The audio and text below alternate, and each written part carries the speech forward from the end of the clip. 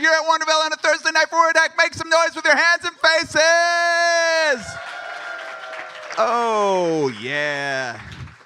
Thank you so much for braving the weather. I am so excited. I was nervous that I was going to have to delay the start of the show because people wouldn't come out because it was raining. And I've been running shows a very long time, and I really hate starting shows late because you have places to be. You like to go to bed on time. You have a stack of dishes in the sink, and you want to do them before you fall asleep. I love starting shows on time, and because of you, we are able to start this show on time. Give it up for being out here, braving the rain. Let's go.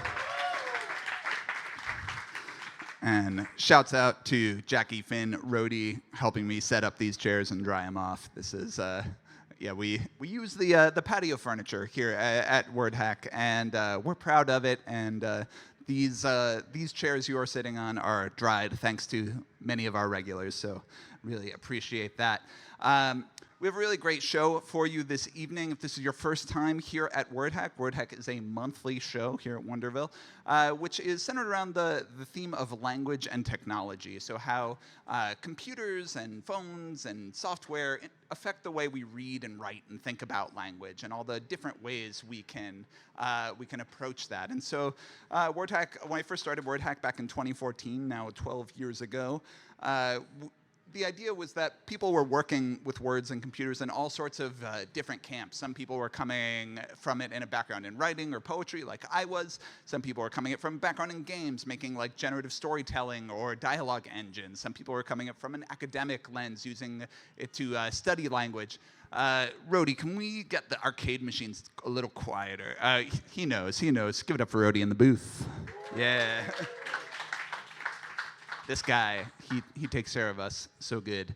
So yeah, people from all kinds of different backgrounds, some people working on software, working on games, working on experimental digital art. But those people aren't often in the same room. The conferences are very specific and very separate and often require budgets and sometimes happen in other countries and travel to. And couldn't we just hang out in my neighborhood and have a nice time, drink a beer, and hear about some interesting stuff that each other are up to? And that's the idea behind WordHack. We have 3 amazing featured presenters for you this evening. We're going to be hearing from Nick Montfort, Maura, Brewer, and Connie. Give it up for our featured presenters. We're going to be hearing from them in a little bit. But before that, we have a proud WordHack tradition, which is the open projector. As I mentioned, my background is in writing, and specifically in poetry. When I moved to New York in 2010, I didn't really know many people. I just had a poem in my pocket. And fortunately, at the time, and still in many places and many poetry spaces, that's all you need. You can just show up at a space, put your name down on a piece of paper, read your bad poem to a small group of people, and gradually, over time, wear them down until you're eventually accepted into their ranks. And we like to provide that same opportunity to gradually wear down an audience here at WordHack. Because I found that when I started making digital work, when I was making little poems that I would show on a projector, and I'd bring my projector in a little suitcase and my little bed sheet I would pin up to the wall, I found that after I was doing that the 5th or so time at the same venue, they were kind of annoyed, and then I had to move the stuff around, and I was like, what if there was a spot where that wasn't annoying, where we were set up for you to plug in your computer and share a thing, and that could just be what we're up to. And so that's what I'm trying to accomplish here with the open projector. A place you can share a project that just started, a project that's in process, a thing you want feedback on, or just a small thing that wasn't big enough for you to do a whole exhibition or public conference talk about, but something you want to take a little victory lap about. And with my background in poetry, I do a lot of small scale projects, and often it's hard to get a proper reception for finishing a small thing. And that's a great way to use this kind of open projector slot. So we've got 6 folks here. They're going to get 5 minutes each. I'll have a timer on my phone, so listen for the timer going off, and then wrap it up in the next 30 seconds to a minute once you hear that timer. I'm really excited to welcome our first open. Yes, Rhodey! Oh my God, just in time. Let's keep that enthusiasm for the recently quiet room and keep it going for Queenie.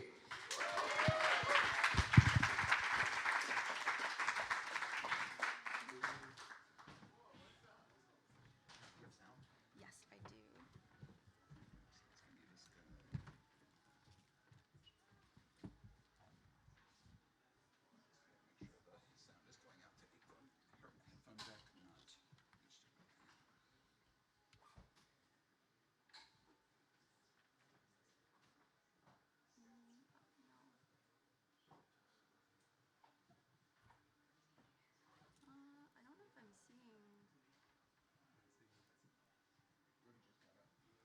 seeing anything?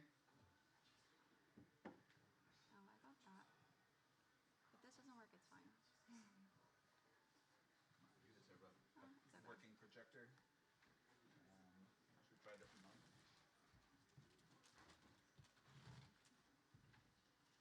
I'm seeing like it's detecting the projector. all right. Oh, okay. Sure, why not?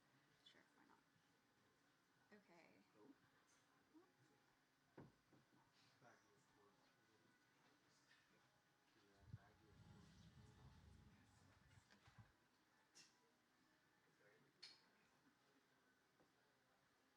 Are we getting any signal? Getting a signal ready? Not yet. Should I retry? Let's try a different mode.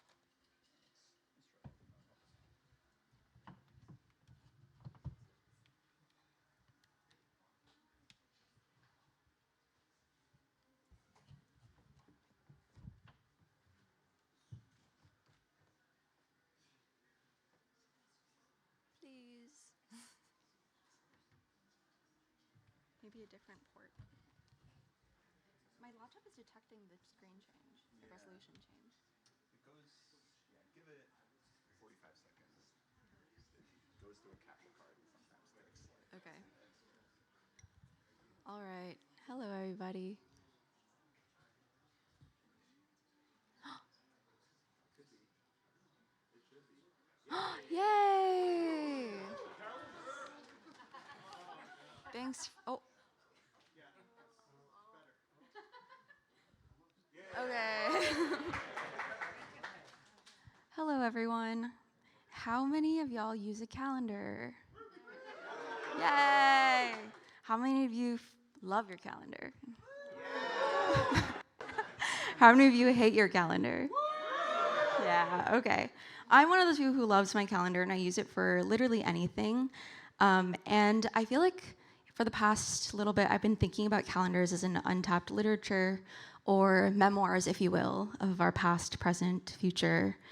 In June, I made this scene clipped with only my calendar events in that month. It reads a couple of things, my routines, classes, things that I like to do. I think what's interesting about the calendar interface is that you also see these cadences, and which are varying, and they represent length. They represent maybe also importance. We see repetition in habits, goals, rituals. But I've also been thinking about expressing our etchings of time a little bit differently. I demoed a version of this earlier this year, but I've been working on a couple versions of it, and it's still developing, so thinking of different ways it could also expand. I've been sonifying my calendar, and I will say that I'm not necessarily a sound person, so I'm going to demo a version. This is not going to sound good, and then we're going to do some more things to it. So I built this Chrome extension where you can scan your week. It's just detecting the DOM elements by color and assigning a sound to it. So let's see if this works.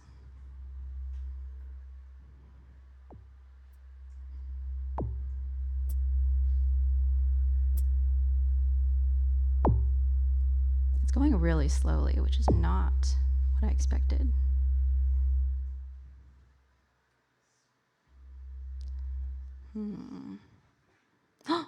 That's why. I'm so sorry.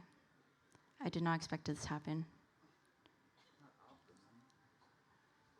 Let me just grab my hotspot and let's see if that changes things. This is gonna go into my time real bad.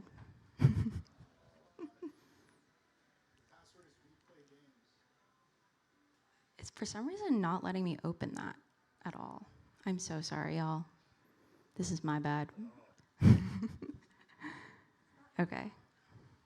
Oh, thanks. Thanks. Okay, calendar's back. Let's see if projector's back too. Let's turn this back on.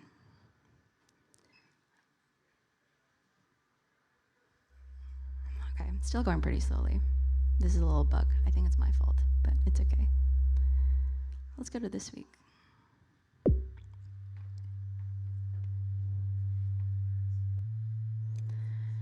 So I'm thinking about different versions of this because of how we experience time very differently.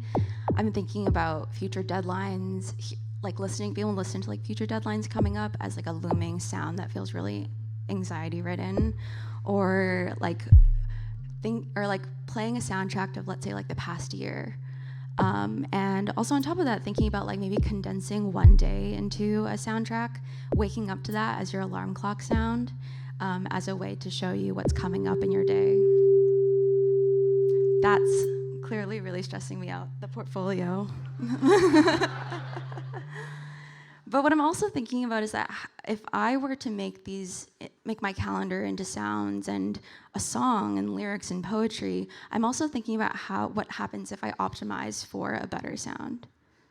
So if I start to schedule my week over how I want it to sound, my days might look slightly different.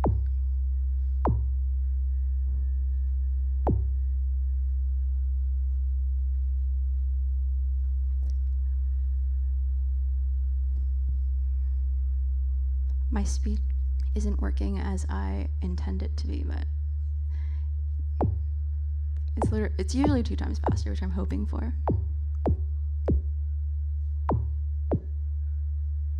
This one sounds so much cooler. Just trust me on that one. Okay. I think one thing that's also, the last thing that I'll show that I think is really exciting to me is thinking about it, like I said, over the course of a year.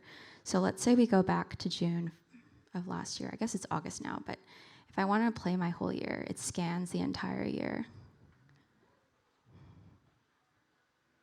which is going to take a while, and I don't know if we can get there. Generally, if you are a sound person, please let me know, because I'm really interested in seeing how this looks, and how this will sound, and how this will feel, and what it would feel like to actually sonify my life. This is something I've been thinking about a lot, and if you're interested in Calendar as an interface and a place for expression to happen, let me know.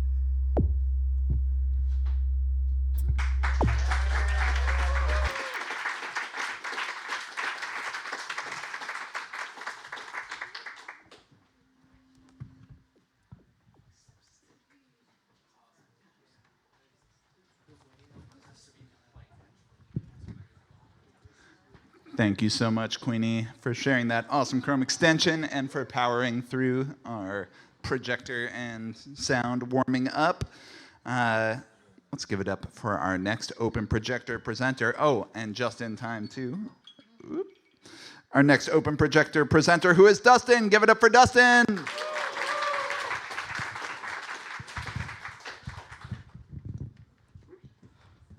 Hey, everybody. Let me just plug in. No. Weirdly enough, though, my talk is about sound, so maybe I should unpack that.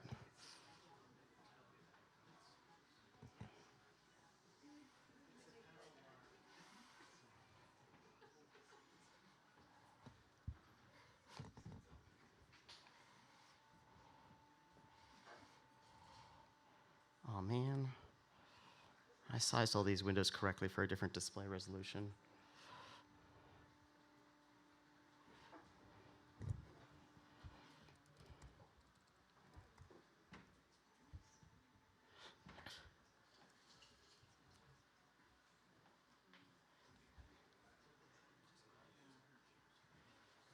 Yeah.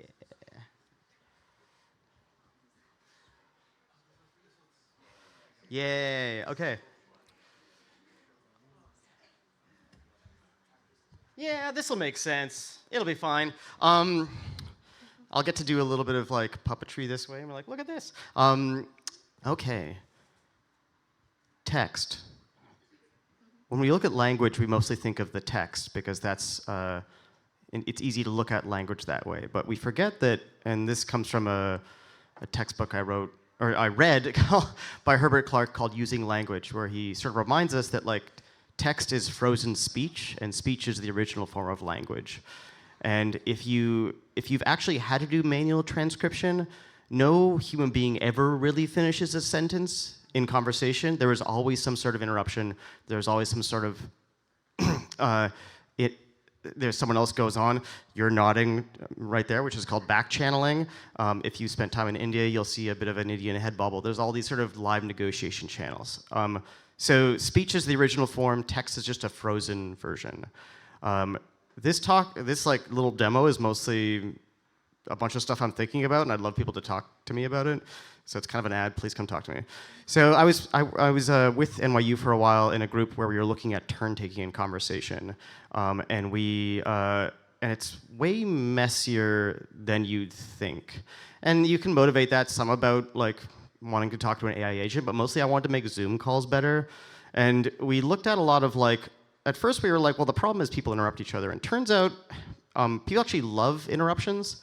It's bad interruptions that are the problem. So it's actually like pretty hard to tell that like if you just want to have a dumb analysis system, like whether you should like prevent someone from interrupting or not, because actually people want interruptions. It's the good interruptions they want. And since that, I've moved on, and I'm working on this project related to analyzing video, specifically taking video from wearables. Like I was on the Ray-Ban Stories team for a while, and trying to summarize it in a form that's useful. And there's this really convenient multimodal signal where when people move a phone or their head around and look at stuff and talk about it, people will tend to stay still when they're talking about something important, and people tend to move around when they're just sort of talking about the space in general. So there's this really rich signal we've used to like turn video into sort of like usable content, which you kind of think of as like subtitles, but like spatially localized. And this video didn't load because the internet is bad. So flashing back to 2018, there was a period of time where I was trying to do theater in VR. Is this playing? Okay. Yeah, this is like me playing a character in VR, and there's a bunch of people online, and I wanted to like democratize theater, and all my theater friends in Toronto, I was like, I'm pretty sure I can get people in SF to pay really high price tickets. You don't need to work in coffee shops anymore. You can wall auditioning for like roles in commercials. And I stopped that because I couldn't get the talking over each other to feel right, because there was too much latency. And instead, I kind of invented this really fun, like Ouija-like interface where you only hear the performer's audio and everyone has mice. And this was really cool, and I sort of self-funded this for 3 years, and then I nearly went bankrupt in about 11 months before the pandemic started. So it would have been really cool if the pandemic started earlier. Because then I could have been right there for the online theater stuff. But anyway, so I've thought about this for a while. I've thought about like what is like intimacy at a distance? What is the messiness of speech? Try it later. If you try to have a conversation with someone and you ask them not to react to you, you start to feel like very unsettled, because conversation actually requires. Thank you for doing the nodding, because like I'm like you guys aren't dead. My mic's still on. So there's something about this interactivity there. So as part of this NYU project, we did this, and this is sort of an ad for someone to use this corpus. We like recorded the first like A/B test of groups of people online versus not, and we would get like 5 NYU students. We get them to play icebreakers. Actually, let me show you this first. Yeah, we get them to play icebreakers around a table. This is like a 360 camera, and we get them to then play the same icebreakers, having split off to separate rooms over Zoom. So no one had really made this corpus before, so someone can finally study like, why is it different? Because it's not latency, turns out. I thought it was latency. There's other stuff going on there. It might be eye contact. It might be if someone's going to interrupt you, like you get in this early signal that they look at you. I don't know yet, but like someone can figure it out now. This like got published like 2 or 3 months ago. Is that a question? Yeah. Is that the same students? Yes. Yeah. So we it's 30 groups. And then we bring in groups to randomly, they do either the in-person condition versus the video conference condition. It would be counterbalanced. And then, yeah. So someone use this corpus. I'm probably out of time, right? Anyway, I could just like talk about speech more a ton. This is, I took this like high-res video of me talking about stuff, and then I just reduced the frame rate to like 1 every 5 frames and put speech bubbles. Like, there's just stuff we can do with video that we aren't doing yet based on speech. So talk to me about that. Thanks.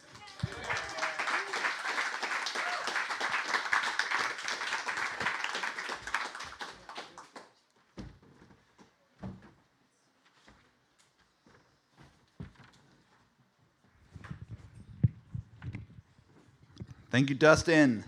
I'm definitely someone who needs a longer pause to interrupt someone, and I've noticed that that's I don't know, people have different pause tolerances, and that really influences the way a conversation feels with certain people. And so maybe the people you like talking to are just the people whose pauses are good with you. Sick. Just some armchair linguistics going on over here. Really excited to welcome to the Open Projector. Give it up for Andy.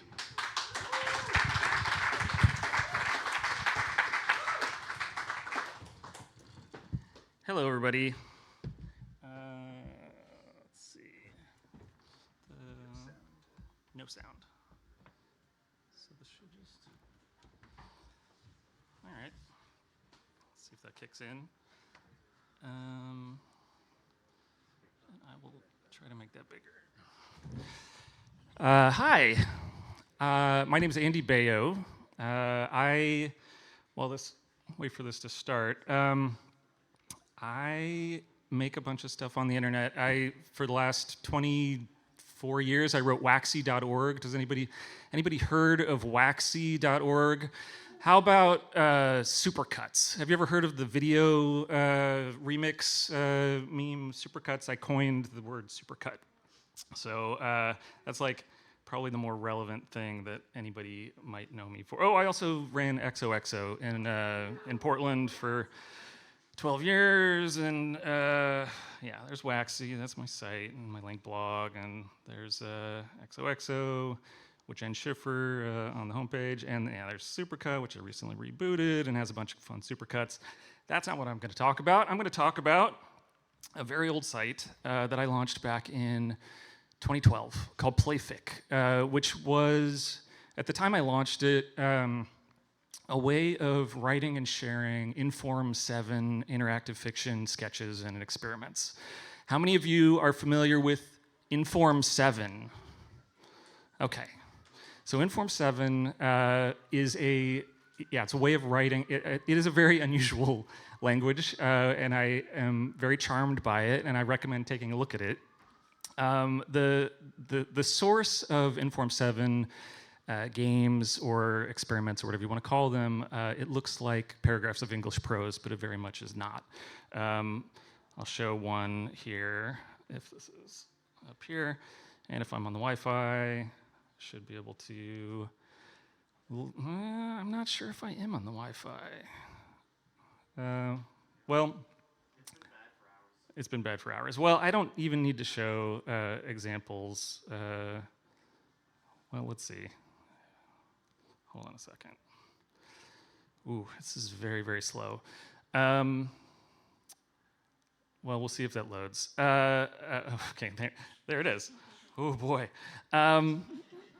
So this is going to load a game that was written on Playfic called Moon River, and the source looks like that. So, it's like, when play begins, say this, and there's an exit, and the living room is a room, and then there's the description of the room, and the rug is a scenery supporter in the living room. So this is not like, writing with an LLM, like communicating with an LLM. This is very, very specific in its syntax. It just happens to resemble English prose.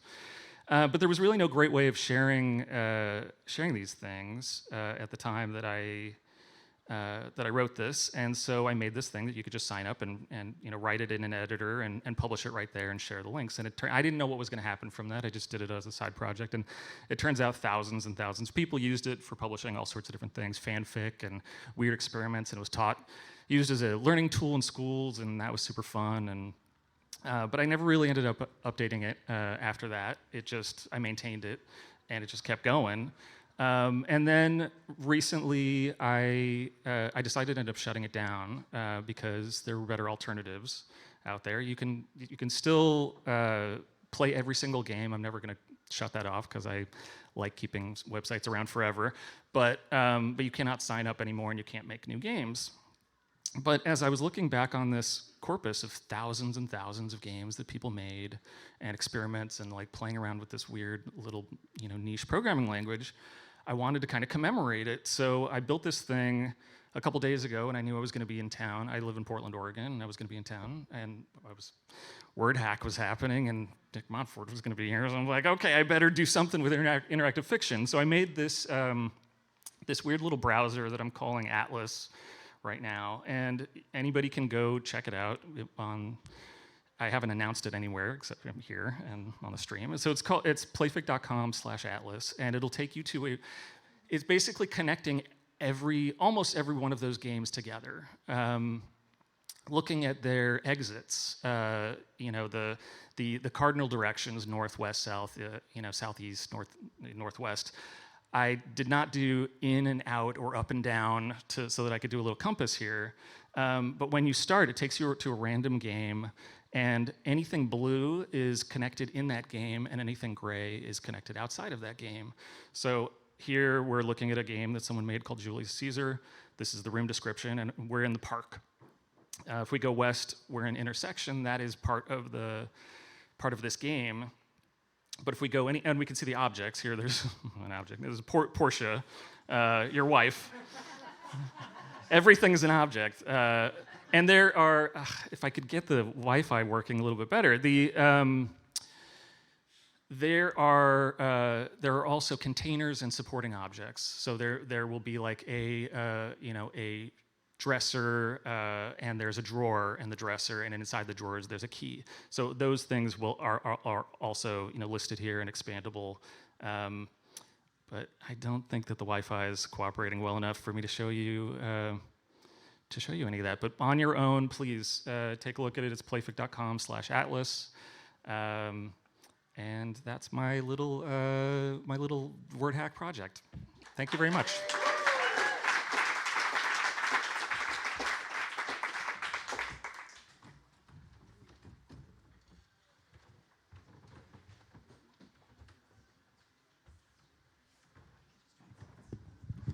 Thank you, Andy. Been following Andy's work for a long time. Really excited.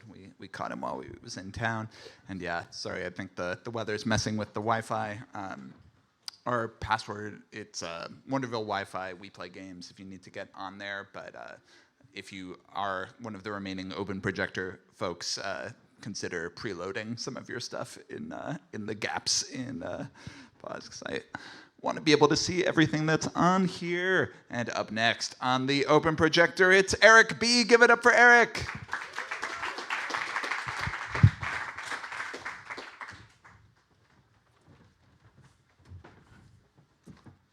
All right.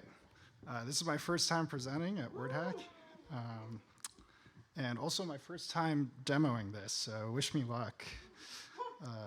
Let's see. Thank you.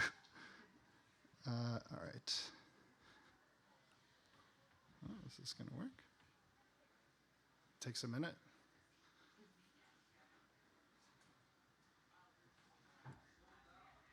Oh, there you go. Oh.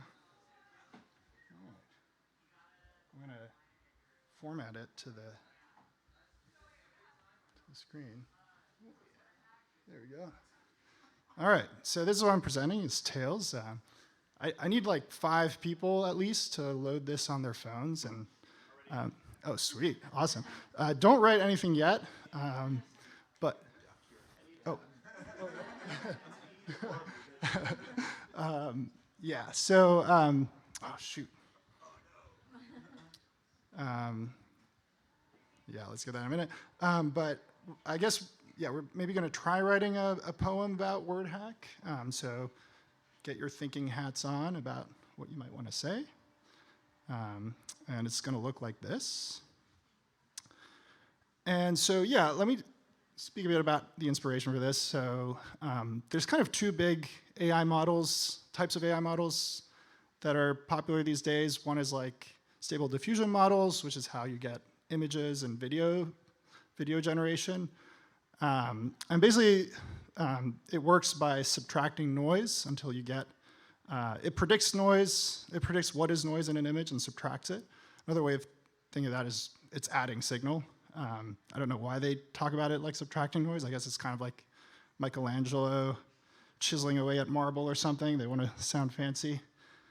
So it kind of looks like this. Let's see if the Wi-Fi works. Oh, that's too bad. So yeah, it's meant to be showing a video, but it's not showing, so whatever. But basically, eventually, you're sort of transforming that noise into an image. And it sort of got me thinking that like that's kind of how Reddit Place works. I don't know if anyone remembers Reddit Place. You kind of have like, yeah, people sort of one pixel at a time, changing like a noisy image into what they want it to look like. And so it's kind of like a crowd analog for stable diffusion. And so it got me thinking about the other popular type of model these days, which is language models. Can you do this for a crowd? So language models work using beam search. So you're kind of tracking these threads. Here, if you have a beam size of 2, you have 2 threads that you're expanding each into 2 more threads, and then you're throwing away the 2 worst threads. So he gets expanded into he hit and he struck. I gets expanded into I was and I got. And then you throw away I got and he struck, because those are both not that likely. And so this is a way to kind of get these longer, to kind of expand the horizon of prediction. And not just like pick the likeliest word on every turn, which wouldn't get actually a very likely sentence. So yeah, we can think about what that might look like for people. You can vote in phases. You can have a beam size. Maybe that's the number of candidate, let's say, characters to write. And then as long as enough people vote on that, you can say that's enough of a good estimate that that's the next character we should be writing. So yeah, let's go back and maybe try writing something together. Oh, people are already writing. That's great. Okay, wow. Okay, this is great. Let's see what the top thing is. WordHack, WordShack, word to my mother, word to the sky. I am in an emulator. Is he in a simulator? Is he an alligator? Oh, my suggestion didn't make it. So yeah, so it's kind of ruthless. Like the crowd is going to kind of slowly determine and guide where things go. And wow, this is great. It's working. I'm very happy with this. So yeah, it's kind of like Exquisite Corpse or Pass the Story. I don't know if anyone's played these games where you kind of write one sentence at a time and then pass it on. And it's like a way for crowds to express themselves and maybe make art together. But can this also be like, does this have like applications in the real world maybe? Maybe you can converse with a crowd and have like a conversation with like a lot of people writing this way. Yeah, I have a bit of a shameless plug. I'm working on this civic tech thing where it's like kind of like Reddit Place scaled to the city. And I'm hoping this can be a way for people to propose changes they want to see in the city and kind of vote and collaborate on things together. So yeah, that's kind of how I'm thinking about these things. So if you're interested in this kind of stuff, come talk to me after. And we're also doing this on Saturday. We're testing out the city edit thing where we're voting on something we want to change and going out and actually trying to change it ourselves. Oh, yes. Oh, I thought yeah, of course. I'm so sad. This whole time it wasn't actually aligned. Oh, well. All right, yeah. Thank you, everyone.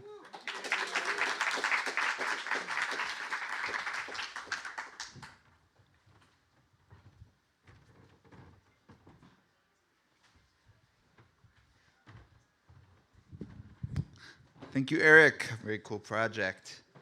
Coming up next to the open projector, it's Garen. Give it up for Garen.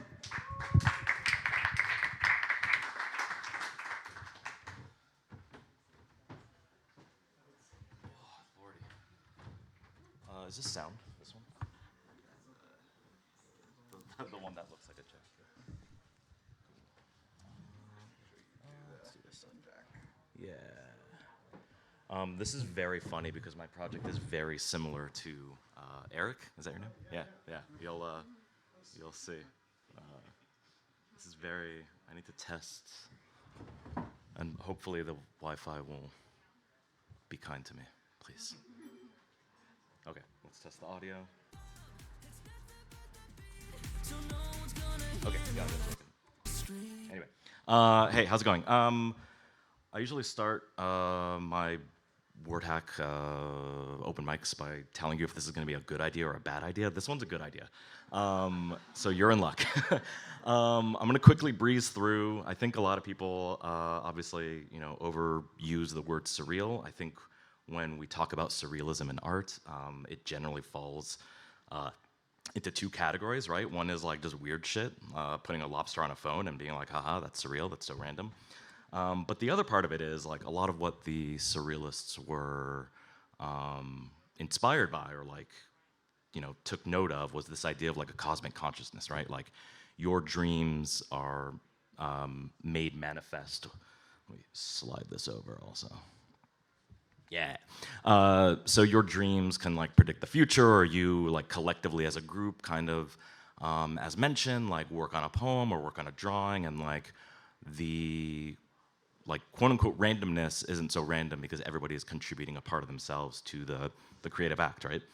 And so yeah, there's this idea of like an exquisite corpse, which is people unbeknownst, one person draws something, and then another, you cover that top image, and another person comes in who has never seen that top image and tries to contribute with their own drawing, and you come up with these like really, really interesting designs that are like collectively created.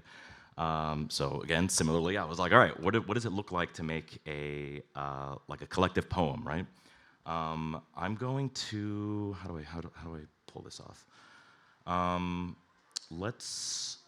Let me show you. Let's do this. Everybody pull out your phone. The Wi-Fi is already down. Nope, it's back up.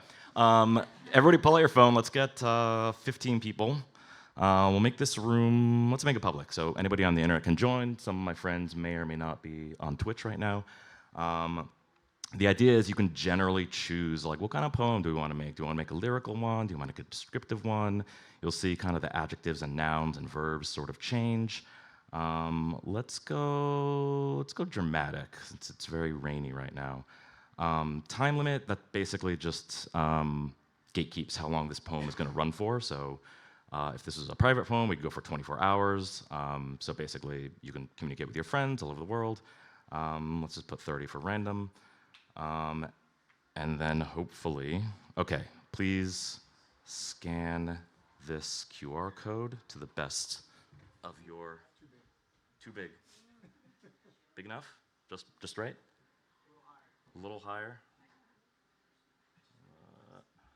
Oh no, I can't make it higher. How about here? Small. Okay. So while that's going on, here's what's basically going to be happening. Like the internet isn't going to work. That's the first thing.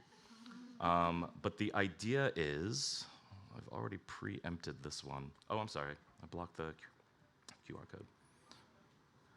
The idea is that the internet works. Maybe.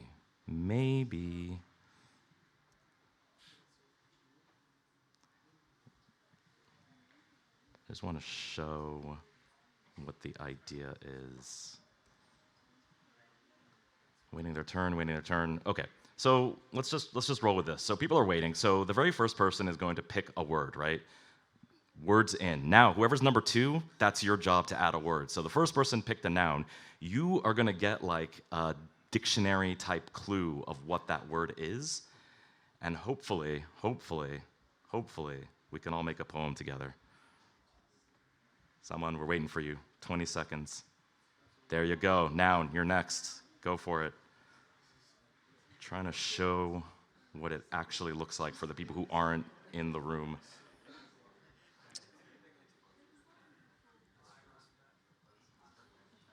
Let's see. Oh, duh, I took screenshots, y'all. I completely forgot I had screenshots. Hold Oh, I deleted them. Hold on. There we go. Don't look at my trash can, please. Don't look at my trash can. There's so much trash in here.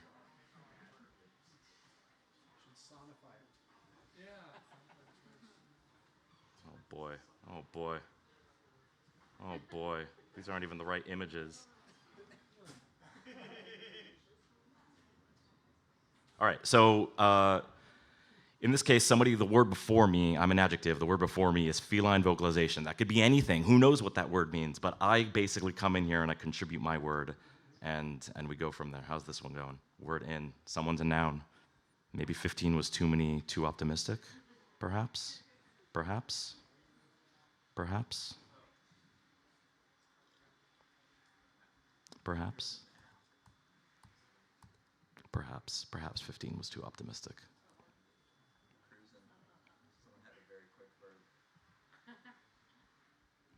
Oh, Lordy. Oh, Lordy.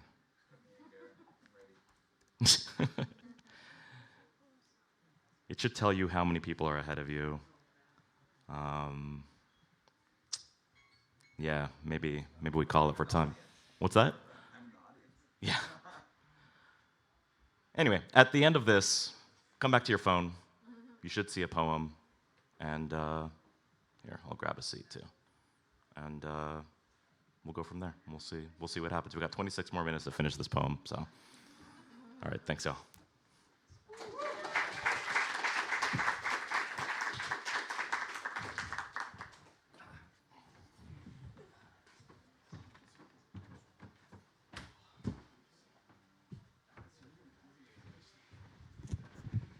Alrighty, we have one final open projector presenter, and then after that, hopefully this poem will be finished so I can read it to you. To close out our open projector, give it up for Jonathan.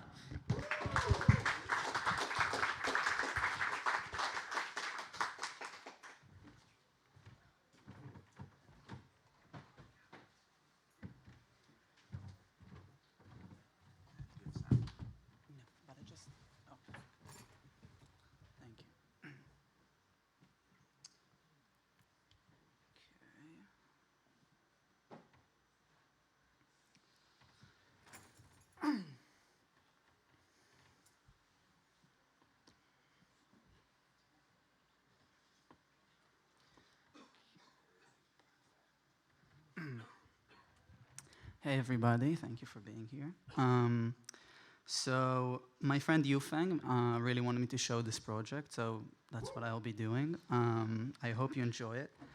My name is Jonathan. I was born and raised in Tel Aviv and left when I was 19 after refusing the Israeli mandatory military service to the States.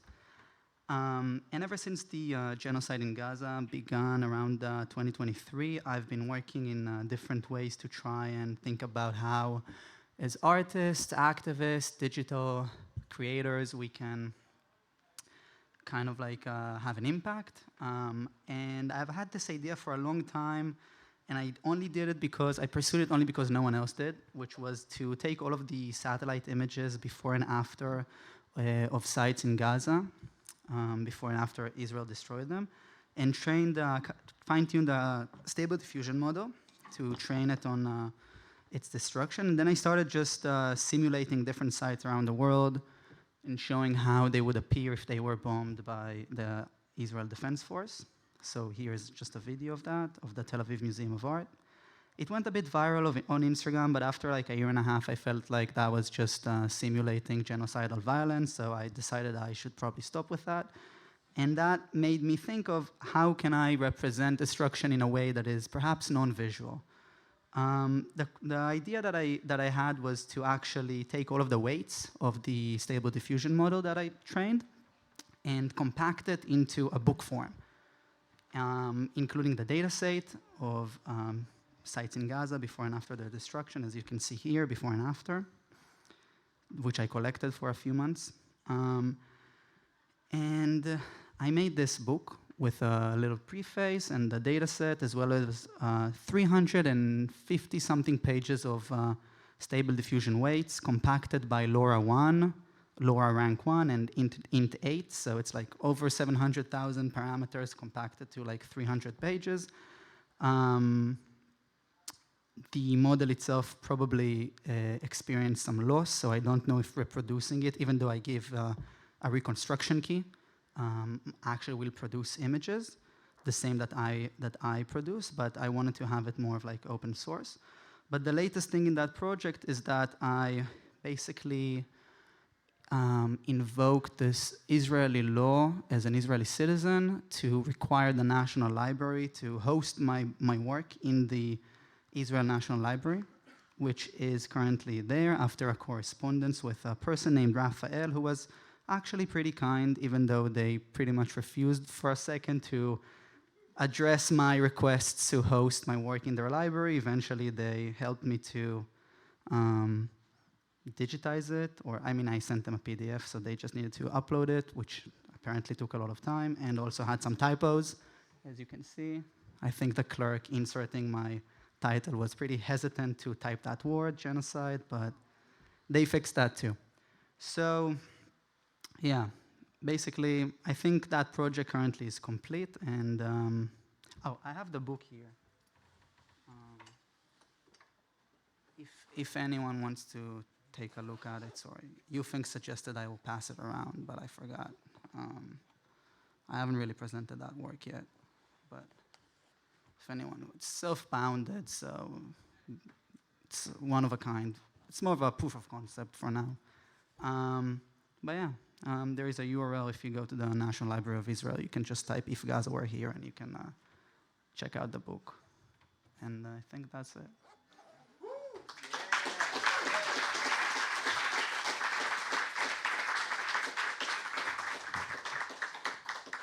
Thank you. And if anyone is curious more about stuff of thinking around like archives and settler colonial archives and stuff like that, feel free to reach out and we can talk.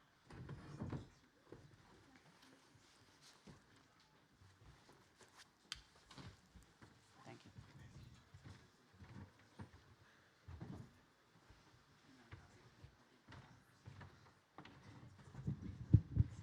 Thank you so much, Jonathan. Yeah, really excited to hear about the Books Law. I feel like that's a very powerful tool for putting things in libraries. And really, thanks for sharing your one-of-a-kind book. It is beautiful. I've got a little poem to read for you. Noun, word in, verb, word in. Noun, word in, adjective, word in, noun, word in, word in, verb, someone's on it, 22, 23. Noun, connection lost, 244. Verb, connection lost, 434. Verb, connection lost, 603. Adjective, waiting, their turn. Adjective, connection lost, 051. Verb, connection lost, 547. Adjective, waiting, their turn. Verb, connection lost, 535, find another poem. Great poem, Garen. I did my best with the reading, and shouts out to our online audience at twitch.tv. Shouts out to anyone who bought a ticket tonight but was not able to get here. I see you, and I see you in the chat, Dave Z's and Amelia and Tiggy. We definitely did spam this garden to support Garen. Thank you so much to everyone on our open projector. And now it is time for our first featured presenter, who is Nick Montfort. Nick is a longtime regular of this series, and many of you who've been to WordHack before probably know Nick. But for those who don't, Nick is a really long-time, exceptional creator and educator of generative text, generative art, games, many other complex forms of computation on machines new and old. We're so grateful to have Nick as part of our community here at WordHack, and it's always a delight to feature him. Give it up for Nick Montfort.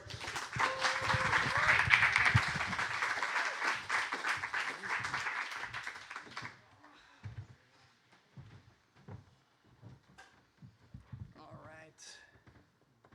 Let's see here. Let's do the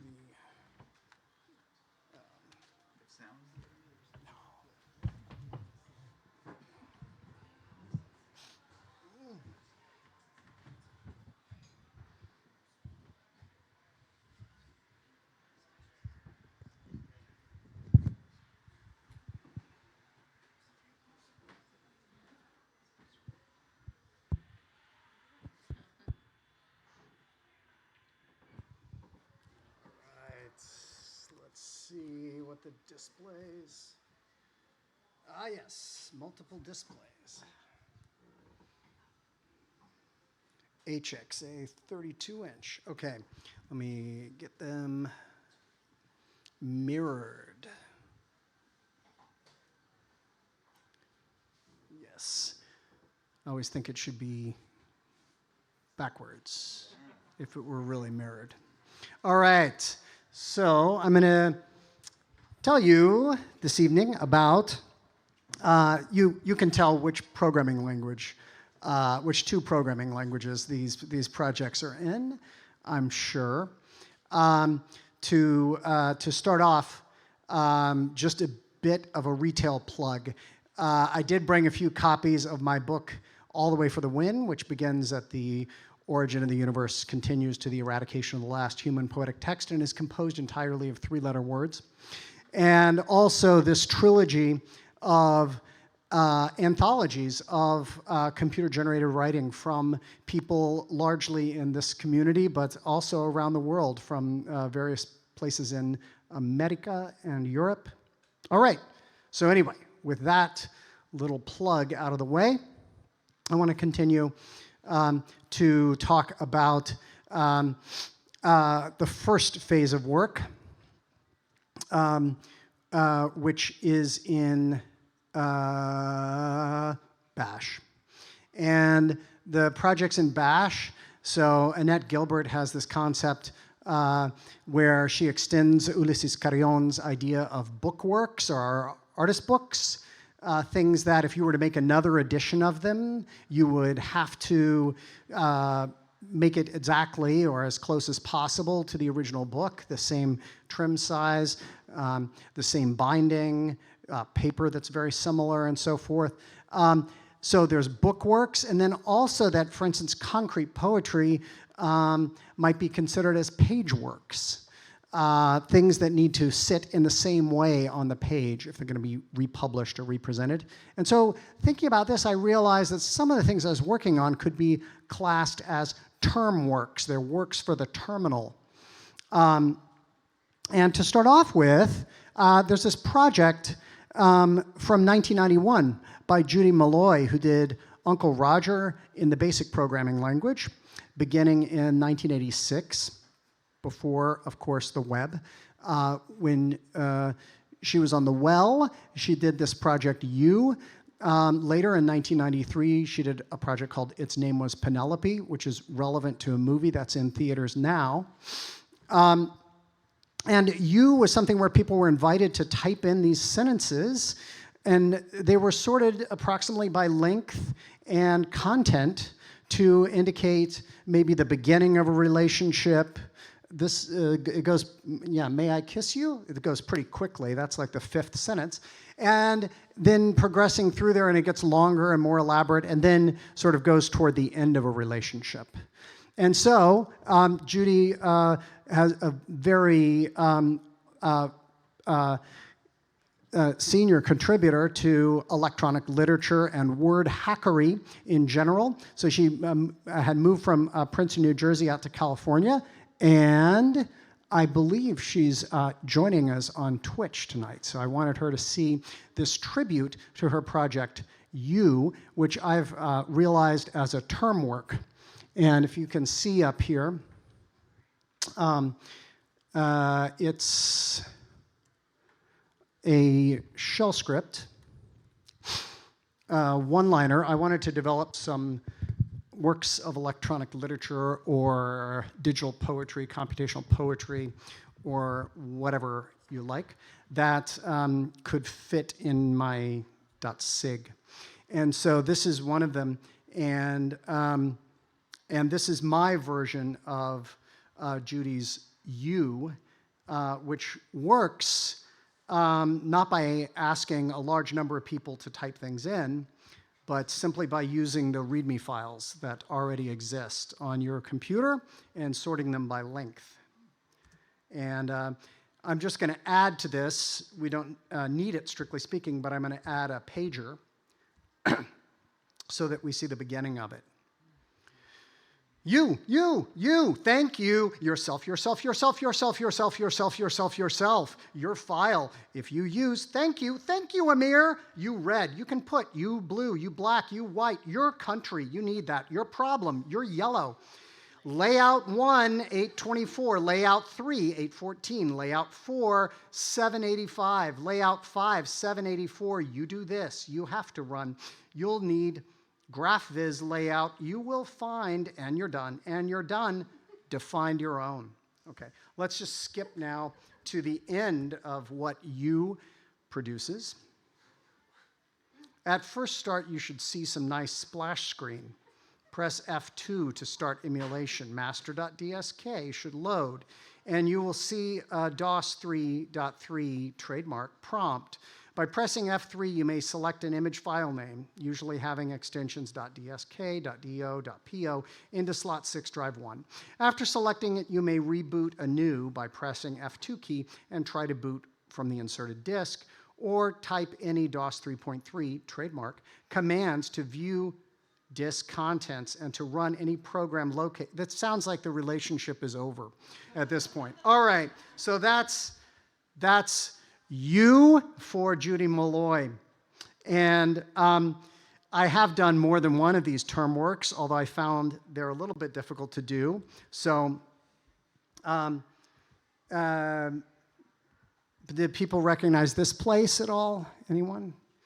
This is, we don't actually know what it looks like, but this is one computer rendering of Jorge Luis Borges' Library of Babel, right? So in the story La Biblioteca de Babel, there's certain things that are quite vague or difficult to reconcile about the architecture of the place. Lots of people have worked on it. This is by Jamie Zawinski, JWZ.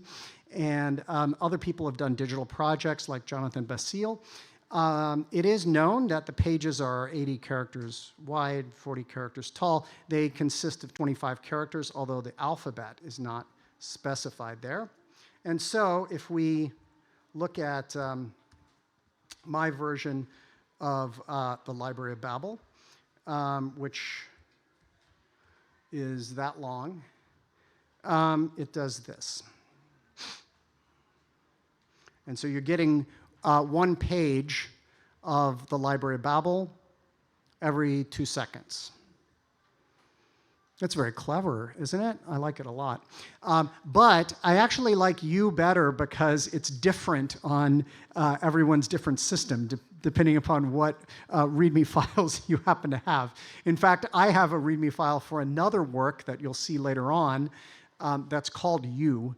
And so that influences the stuff that's output by my U shell script. Whereas this is just random and would be the same on anyone's system that has all the commands, all of the GNU core utilities. All right, so that's the stuff I got in Bash. And then there's stuff in BASIC. As you might imagine, that's the other programming language that I work in that begins with BAS. And since Andy mentions interactive fiction, let me pimp my most recent interactive fiction from the year 2000, which also relates to that same movie that's in theaters now. It's called Amazing Quest. And it was an entry of mine in the interactive fiction competition, and it earned 98th place out of 100. Thank you. Thanks very much. But I really like the way the code looks. And so this is it.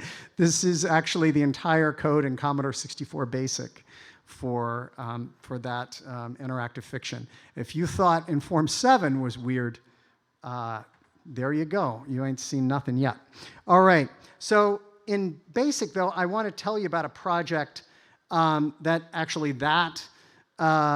game, if game it is not part of. It's 101 Basic Poems. So 101 Basic Poems is inspired by, based on this book by David All, edited by David All for Digital Equipment Corporation. First edition came out in 1973, 101 Basic Computer Games. So, and by the way, if you don't think the things that I'm going to show you here are poems, the stuff in here was not computer games either. It had stuff like, bouncing ball simulation and like, here's a picture of Snoopy and all these things, right? So, the thing is, it was recreational computing, a broad idea of what games was.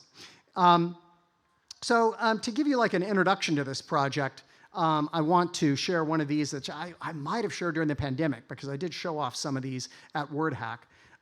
And this is one that is based on Ron Padgett's poem, first published in 1963, or written in 1963, when he was 21 years old, Nothing in That Drawer. And Ron has done a reading fairly recently here in New York at Artist Space as part of the Segway series. So Nothing in That Drawer consists of 14 repetitions of the line, nothing in that drawer. And we can think about why this might be and what it means, if it does mean anything. Semantic satiation is part of what's going on with this. And I've written an article that's almost entirely about this poem, which Ron himself called Delightfully Nutty. But the thing I want to show you is that in order to try to read and understand, think about this further, and also pay homage to what I think is a fine literary work, I have created a basic program that is my version of this poem. It is called File Not Found. All right, and so File Not Found pretty much does the same thing, except it doesn't stop after 14 lines. It just continues infinitely to say, nothing in that drawer, nothing in that drawer, nothing in that drawer. And you can think of all these interesting things, or I can anyway, about the original poem. I sort of think it's a meta-sonnet. It's about the sonnet itself. Like Ron's poem there's nothing there. It's empty. The drawers of the sonnet don't have anything in them. But other sonnets might be awesome. They might be Wunderkammern, where you pull out the drawers and, oh, it's amazing. Okay, and so there's lots of these things. But, my poem is basically just a bureaucrat lying to you because, in fact, this program isn't even looking to see if anything's in that drawer. It's just printing this message without doing that. Okay. So this is some of the stuff that I've done in 101 basic poems. And once I figure out how to, there it is. Once I figure out how to reset the emulator, I'll go on back here and I'll start proceeding alphabetically through a few of these other projects. A lot of them are connected to previous Artworks poems. So Nanette Wild's Arrested is a project of hers that I really love. It just is what she calls an electronic flipbook, where it puts up text like this that change all the time. Some socialists were arrested for paying for sex. Some Mormons were arrested for loitering. And of course, as you might expect, it's just as likely that any of the groups are associated with any of the so-called crimes, things that they might be arrested for. And it's obviously like a micro, tiny project. And I'm like, well, how about I make it even smaller? And so that's what this is. This is my version of Arrested, dedicated to Nanette Wild.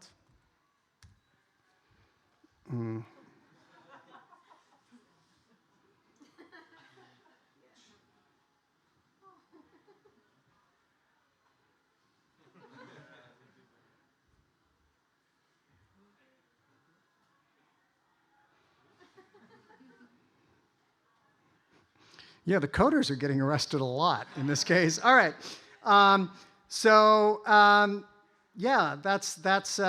That's another one. I could read it out loud, but I think everybody got it. So I'm going to go and go on to this one, which isn't directly based on anything earlier.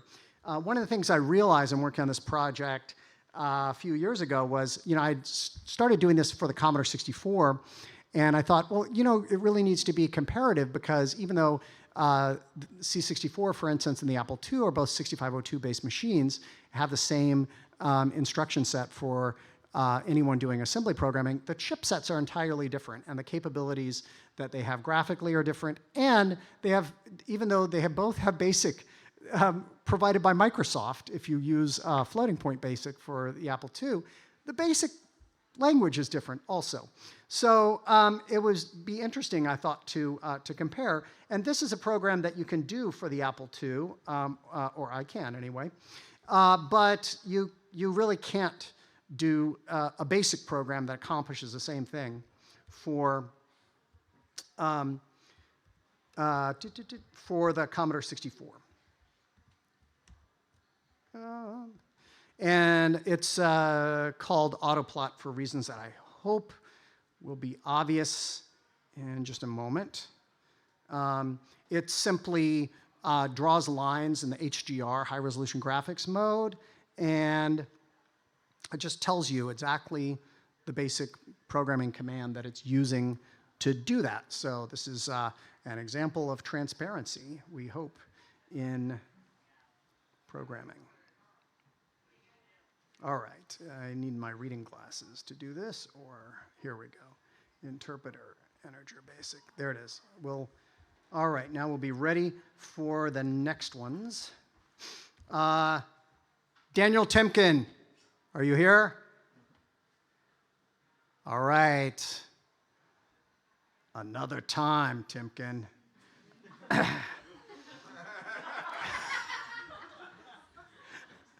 All right. So I hope some of you might be familiar with the Zen Buddhist practice of Enzo, which is, you can see what it is. It's drawing a circle. And drawing a circle freehand. Sometimes you can write some text in there and stuff like, I mean, if you're a Zen master anyway, you can do various things like that. So I have a piece, Enzo, which again, it only really works on the Apple II.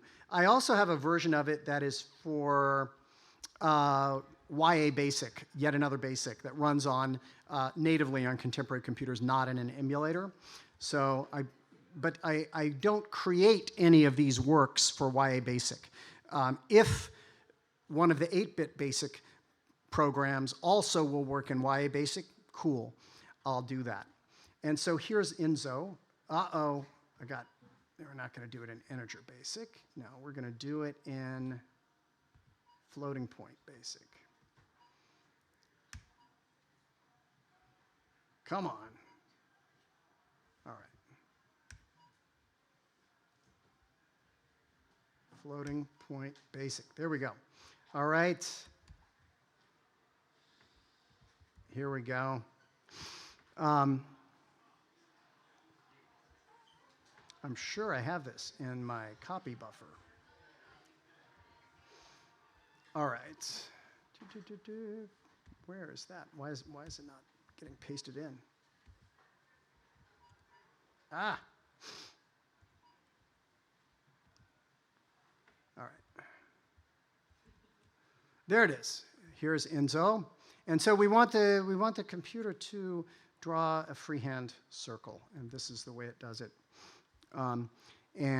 So what does that mean? So actually one of the things in Enzo is you can either draw it closed or open, and in fact this program either draws a circle closed or open, and we don't know exactly what it would mean to have a computer draw a circle freehand, but I chose not to use any of the trig functions that are built in. I just used the circle equation.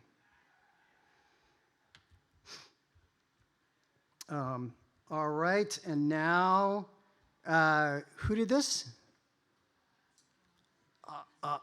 Jasper Johns, that's right. He's still with us. He did this in around 1954. And I have a 101 basic poem that is based on that flag for Jasper Johns. And here's what it does. So one of the things I like about it is it uses the two essential ways of putting stuff on the screen in the basic programming language, both poke and print. Oh, by the way, it also gives the correct number of stars for the year when Jasper Johns did this, because it was before Hawaii and Alaska, joined the U.S. So it has 48 stars. And the stripes having these punctuation marks relates to his use of newspaper. So let's see. We're going to wrap things up pretty quickly. I've just got 3 more to show you. This is a book I did back in 2012 with 9 others whose names, although small, are up there on the screen. And this is a project dedicated to my co-authors on this book back when the VIC-20 User's Manual, but also the Commodore 64 User's Manual came out. There was this computer program which, when you ran it, basically did that. And so I have a program that I call MetaMaze, which, one of the things that I think is very neat about that program is that if you wanted to, you could start making modifications to it and learn about how the computer worked. And so now I was like, well, why not just have the computer modify it for you and see what happened? And so this is MetaMaze, and when you run it, that's sort of ugly, but yeah, that's pretty bad too. But maybe the colors are a little more interesting. Okay, so you can see that it'll produce always 2 of the Petsky characters that are adjacent are used here. There are a different distribution of them, different colors that are used, and yeah, it's fun. So some of these are based not on art world style or published poetry type of work, but on recreational computing stuff itself. However, this one is not. So if you know about Finnegan's Wake, you may be aware there's 10 thunder words in it, 100 letters long, except for the last one that's 101 letters long.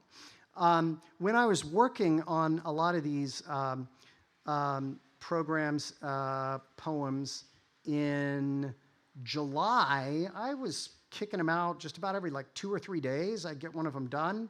And then it took me a month to come up with the draft of this. I'm not saying it's any better. I'm just saying that's how long it took me. And this is a thunder word generator. And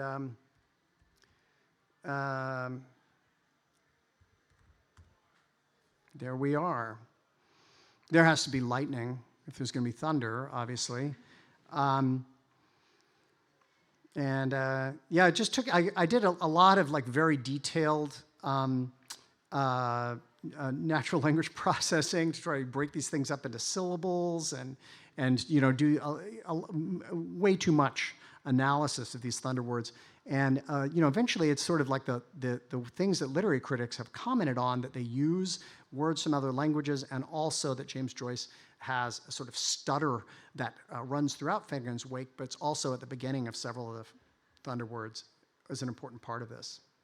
So the last thing I want to show you is, this is very small because it's one of the page works that Annette Gilbert talks about. So I want to show it in its presentation on the entire page. And it's by Eugene Gomringer, who died August 21st, 2025, 364 days ago, almost a year ago, at age 100. He was one of the original concrete poets from Bolivia. And if this were to be read out loud, and it will be in a moment, it would be like this: you blue, you red, you yellow, you black, you white, you. So this is my version of you, or we won't call it a version, we'll call it my poem. But it's after Eugene Gomringer. And here it is.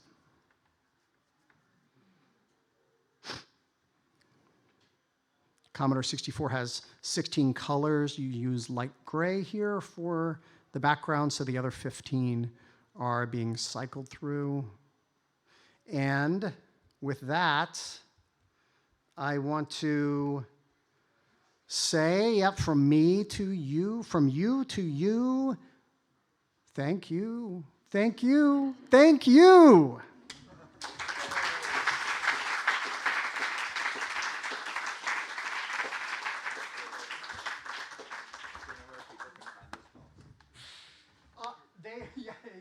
My Codebird repo. So yeah, I mean, I'm developing these in public, not to show off or anything. I don't think many people would care, but I do. They're on Codebird, and so I'm going to continue this project. Until I find 101 good ones. Not all the ones up there are going to make the cut.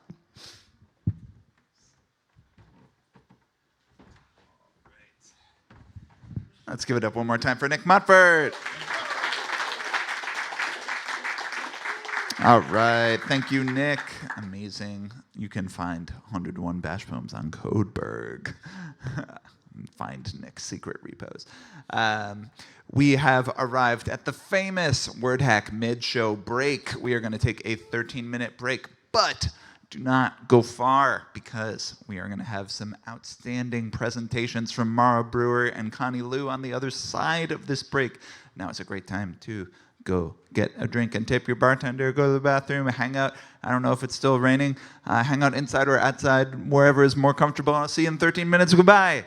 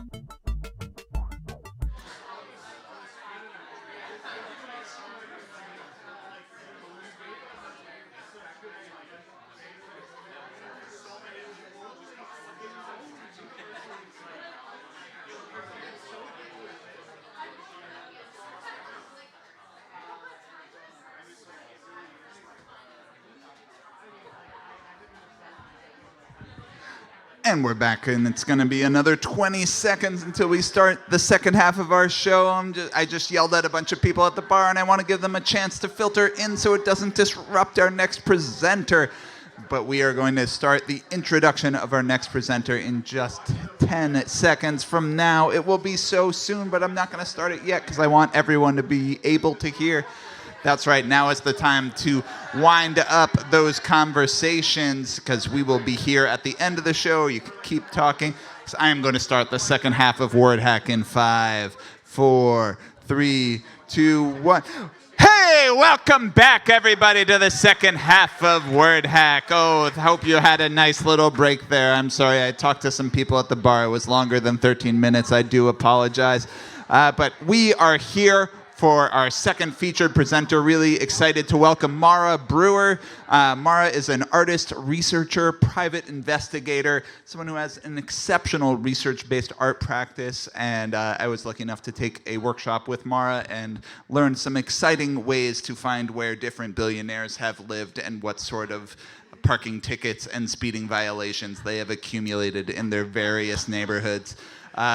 Really excited to see what Maura has to share with us this evening. Give it up for Maura Brewer.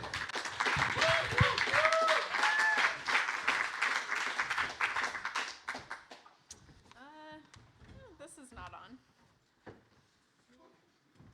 you know about this?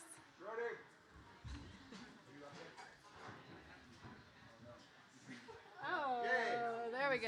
That's my license. Hi. Okay. Thank you, Todd.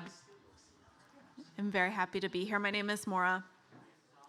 So Todd asked me to discuss the relationship between my day job, which is working as a PI, and my art practice. And he asked me to talk about a specific project, and so I'm going to do that. But I wanted to maybe just talk a little bit generally about what it means to be a private investigator, because people are often curious. I've worked in the investigations industry for around 6 years at this point, and I'm recently licensed in New York. So whatever you think about being a private investigator is probably not accurate. It is actually just a day job that pays my bills. I've never chased anyone in a car, although I have waited for people in my car outside of houses a couple times, not often, and it mostly just was an experience in which I had to go to the bathroom, like desperately. So I don't recommend that. Most of what I do, 95% of what I do, is just like sitting in front of a computer, like probably most of the rest of you, doing like high-level Googling is what I think of it as. So I was recruited into the PI industry. I'm a video artist, and my videos are investigative, and were before I was doing this work for money.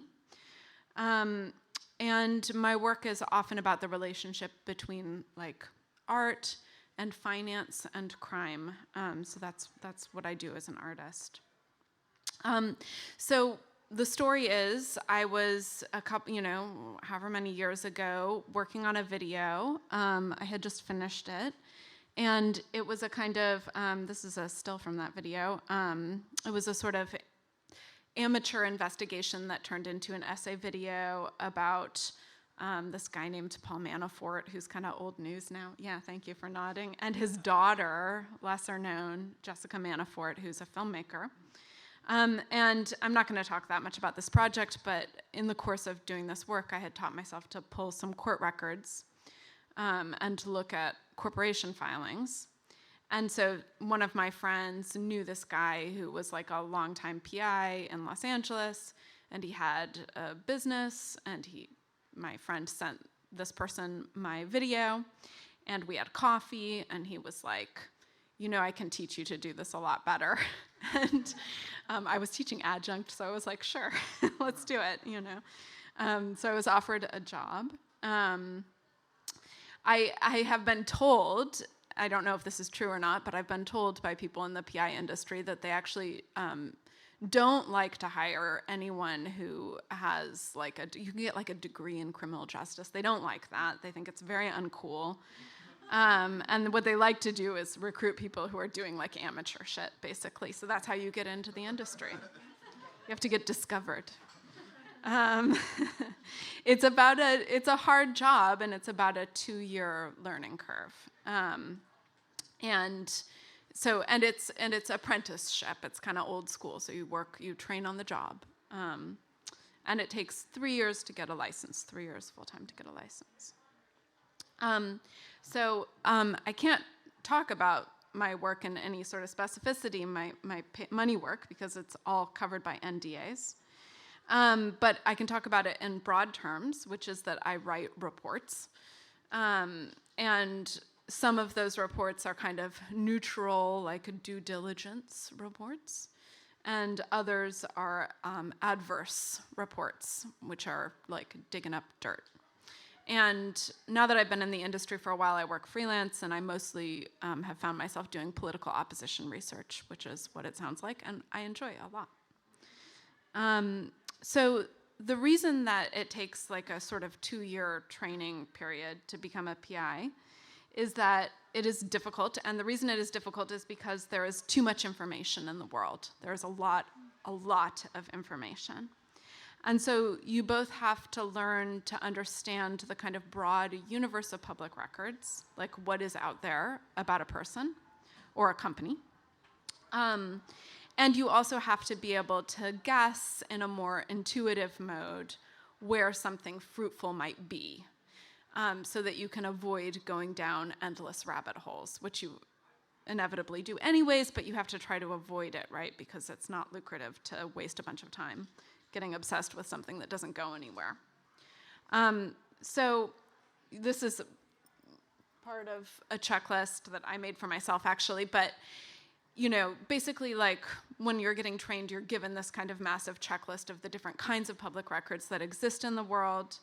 And you go through them all systematically when you're given a subject. And then you decide, like, what might be a sort of lucrative direction within this world of public records, and you may go further down one path or another path. These records, broadly speaking, include court records, property records, judgments, liens, corporate filings, and social media profiles. So I've been doing this work for a good amount of time now, and so it's definitely, profoundly sort of shifted my artistic practice. Maybe not shifted it, but like sharpened it or changed my capacity to do the work that I want to be able to do in a positive way.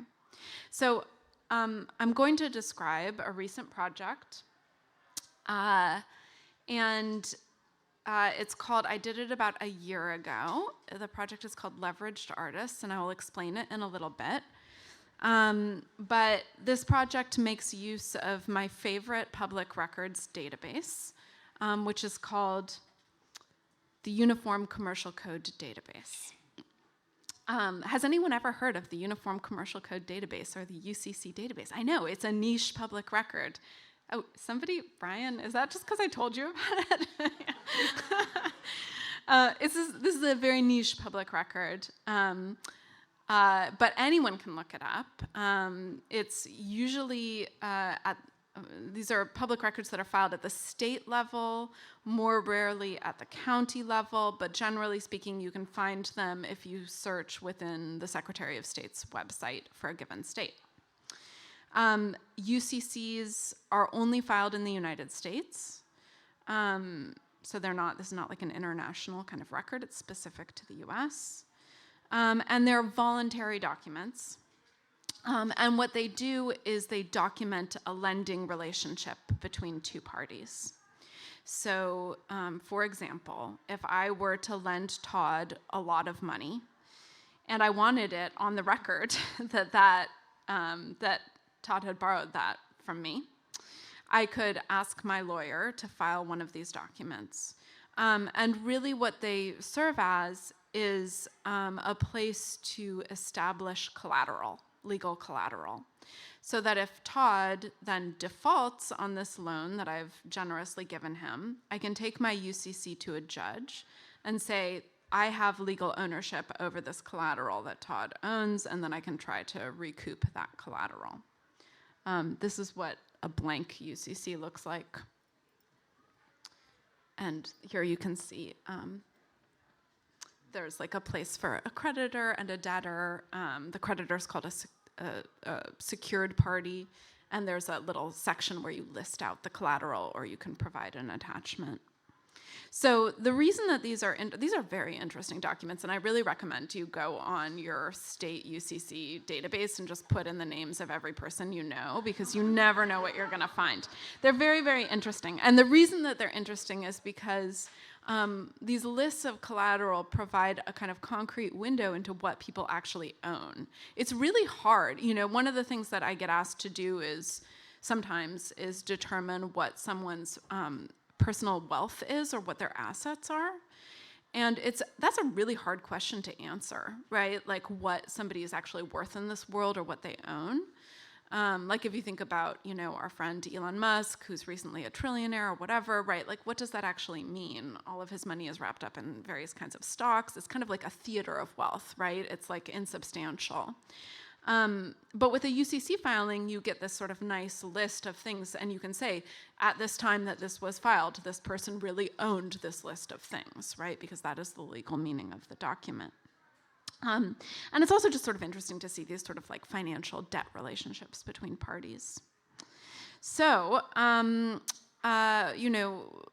was working a bunch trying to like get trained up in this industry, like sitting in an office, and I was, there were like busy times and there were like down times where I was doing a lot of online shopping.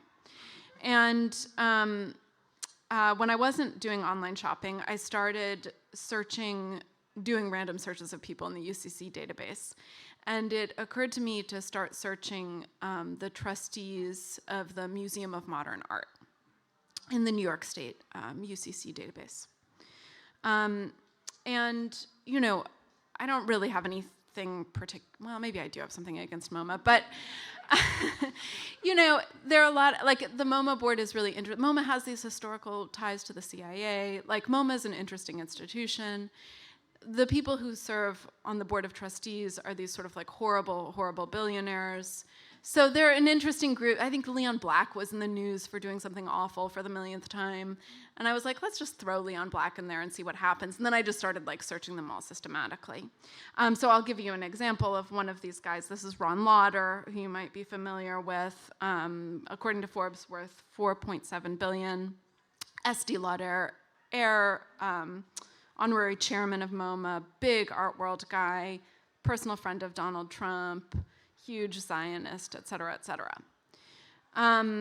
So I put Ronald Lauder into this UCC database, and I got a bunch of records. And what I found is something that's pretty characteristic. At least a third of the MoMA trustees were doing this in New York State. So that leaves off Delaware. Later, in the Epstein files, we got a bunch of Leon Black's filings, and they're all in Delaware. You can't actually search Delaware online. Everything is magic in Delaware. So this is just what's visible in New York, which has more transparency than Delaware as a state. So what I found is that about a third of the MoMA trustees were filing UCCs because they were getting loans off of their art collections. An art-backed loan, you may not have heard of this before, but it's a booming industry. I just looked it up, $33 billion in art-backed loans this year. And it's basically, it's like any kind of loan, like a mortgage or something, right? But the collateral is your art collection instead of like a property or something like that. Art-backed loans are really only available to the ultra-wealthy because you have to have $1 million in art holdings to get an art-backed loan from like a major bank. I have a friend who gives me intel, who's like a Deutsche Bank guy, and I asked him, why is it this $1 million threshold? Like, why is that the standard across all these banks? And he was like, it doesn't really have anything to do with like the number. He was like, it just signals that you're the type of person that can have $1 million in artwork. That's the important thing. So anyways, so about a third of the MoMA trustees were, getting art-backed loans in New York, and the banks were filing these UCCs that had these long sort of lists of collateralized artworks as part of the filing. So you can see just a couple here from Lauder. He's got some Brancusi. He's got a lot of Egon Schiele. Loves Schiele. So this is really interesting to me, right? Because all of a sudden you can see this sort of window into these very wealthy people's private collections. Why are they doing this? This is part of a strategy that you might be familiar with called buy, borrow, die, colloquially. I'm guessing, I should say, that this is why they're doing this. If you're very, very rich, you don't have like a normal job, right? Like you don't have to like sell your time for money like I do. Instead, your money is tied up in assets. And so that's great, but it becomes a problem when you want to go shopping because you need cash. So how do you get cash? You can get a loan off of your assets. This is also great because a loan isn't taxed like income. So this is why these people don't pay taxes, right? This is one of their major ways of doing that. And what do? You just like get the loan, and then you just keep rolling over the loan over and over and over again. And the banks are happy to let you do it because you're the type of person who owns $1 million in art, and they can just collect fees endlessly, and then eventually you die, and then your estate just like sells off some of your art collection and settles up, and like that's how it goes. So presumably that's what guys like Ronald Lauder are doing with their art collections. And if you look at the UCC database, you can see this is just a small number of them. Like he's filing and refiling and refiling over and over and over again. And you can even kind of track it and figure out because these collateral pools change over time. So you can see what's being sold off and what's being acquired over time. So for my project, what I did was I looked at, so here's just more example, like this is just one filing of Lauder's, and this isn't even the entire list of collateral, it's like half of it, right? So there are these massive lists of artworks. So what I did for my project is I painstakingly entered all of this into a spreadsheet, and for a spreadsheet that included the name of every collateralized artist, of every trustee of the Museum of Modern Art, filed in New York State. And then I alphabetized that list and kind of like cut them all out painstakingly, and just turned it into this alphabetized video in which you can see the name of every collateralized artwork in the New York UCC database that's owned by a trustee of the Museum of Modern Art. So, and I'll just let that play. It just sort of loops, and you can get a look at it.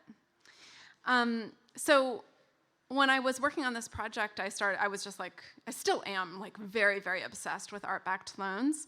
And I was telling this painter who I'm friends with about it, and she's like a pretty, like a money painter, like she's got like a good commercial, healthy relationship to the commercial gallery world.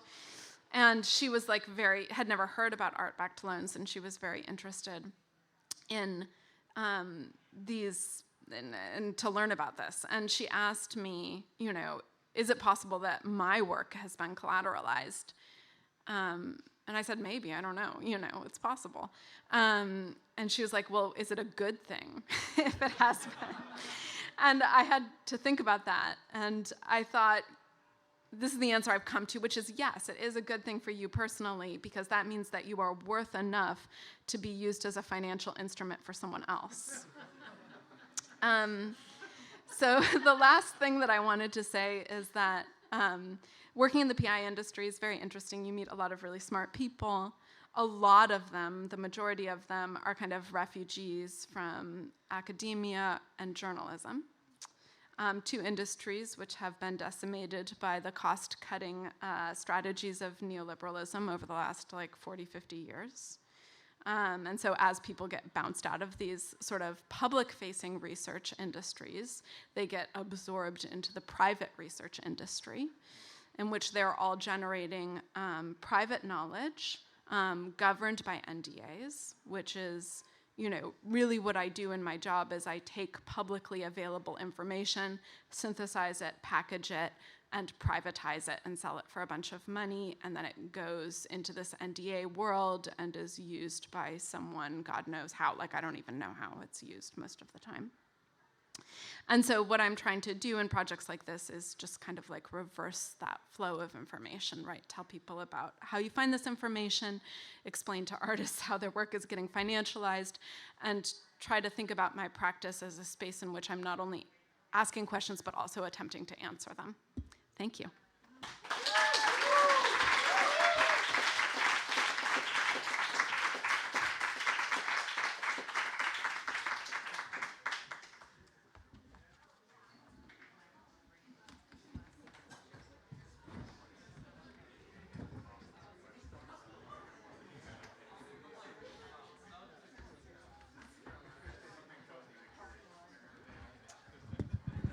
Who is going to be the first financialized WordHack presenter? Everyone wants to know. It could be any of us here. What an inspiring talk on how to become an asset on someone's balance sheet. Let's give it up one more time for Maura Brewer.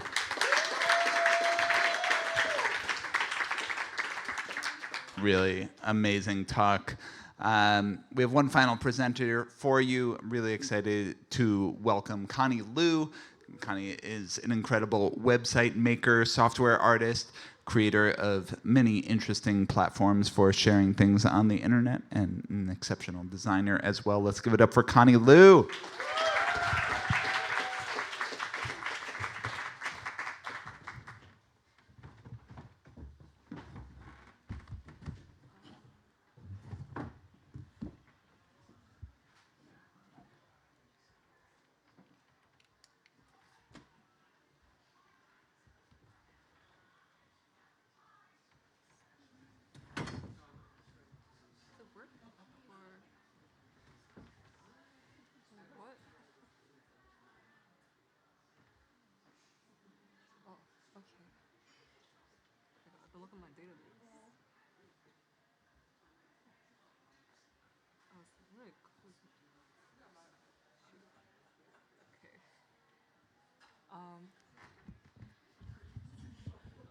All right. Hi, everyone. I'm Connie. I'm going to start off with a little introduction about myself.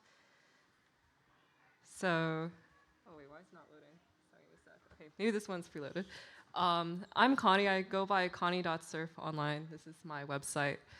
I spent a lot of time trying to figure out what I was going to talk about.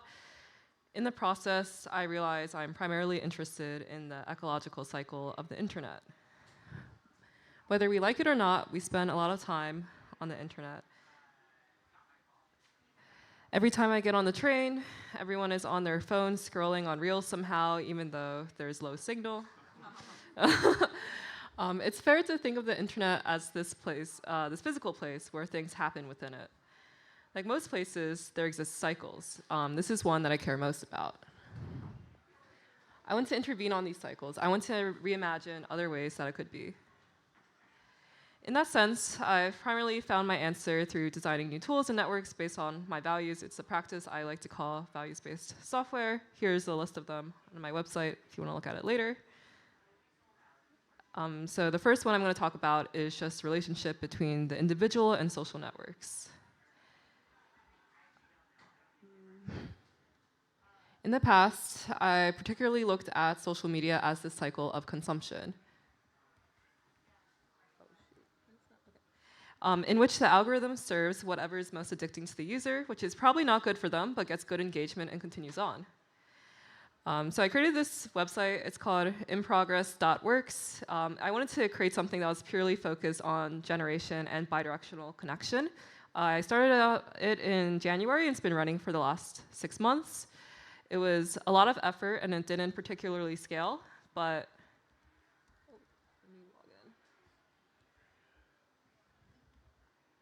But I made it because I had a wish that there's a way to connect in a more genuine manner. So the way this works is basically once a week you get a prompt to post your weekly update. You can't see anyone else's posts until you do, so it's kind of focusing more on like a bidirectional connection than a parasocial one. And also, because it refreshes each week, people don't really post to scale. They just post because they like making projects on the side. And it's pretty cool to see that people still use it even 6 months later. So you can see here's some posts. Oh shoot, it's blocking. There's like ways you can like go through it and like and comment and stuff. And so it's been a really nice part of my routine. Yeah, I'm surprised that people still come back to check it out each week. The only notification I have is like an email reminder to post here. And I wanted to make it an app, but it's really hard to code that, so it's just a website right now. Although I wanted it to be this like alternative to mainstream social media, I still found myself promoting it on most major platforms so people would know about it. I think there's still real power in the internet to bring people together for these new opinions of how you want to see the world, despite these limitations. But because we're still beholden to the algorithm to get these things out there, I started examining the creative tools component a bit more. What about the tools perpetuated the current cycle? So now I'm going to talk a little bit about social networks and tools. So I started doing some investigation on what the experience was to create content on the internet. Most guides are about getting noticed and virality, about expressing yourselves for the algorithm instead of what we really want to do. Things like you have to post days X of Y. So this is hitting a golf ball into my garage for every 1K followers. It gets kind of ridiculous. People often post videos with faces to get more engagement. It's often told you need to post shorter videos than longer videos. Essentially, video needed to feel frictionless. And because no one is following you anymore, to be noticed, what you need to do is you need to post as much as possible. As a result, our creative tools operate on how fast can we get to something legible, and we're guided to express ourselves for the algorithm, to feed into an unreality. I personally think that expression is supposed to be a transformative act. It's supposed to be how you engage with yourself and the world around you. This is also just my personal definition of what I think art is. So part 3, I think everyone should be an artist. And this is what I want for the world. And people often have this understanding that being a good artist is all about craftsmanship. It's whoever who can render the thing the most realistically. As a result, there's this barrier to expression where you think to be good, to be an artist, you have to have good crafts. I think craft is only one aspect of these things. Art is about navigating the space between reality and what meaning we want to express. In that abstraction, that's often where we can find the truth. It's in the safety of abstraction you can be honest, and it's in thinking about abstraction you can marinate in your ideas. So what does it mean to express ourselves? What is the point of it all? I think in the pursuance of an idea, the process itself changes you. In the beginning, around my practice around like self-expression, beyond websites and tool making, the first thing I made was a comic zine about lessons I wanted to remember in my life. It took a while. Drawing was extremely tedious. And a year later, I wanted to do the same thing, but instead via a collection of memes I called my Book of Platitudes. So this is like a meme collection that I printed, but it's actually like things I wanted to remember. The book concept was simple, but I had the idea I wanted to risograph it on vellum, in which there was only one Rizzo printer in the city that I knew could do it. And binding the book was equally as annoying. There were several times I would misprint or miscut, etc. But I did it because these were like platitudes I wanted to believe in and remember. Because to create the thing you want to make, you collect references, you observe how the idea comes in your life, you reflect, you engage with the material. Okay, so I have a QR code here. So in this vein, I would like people to upload one photo that they've noticed this week that was beautiful for them. Okay, sorry. Sorry, guys. Oh, the other corner? No! Oh shit, I'm sorry, guys. Sorry.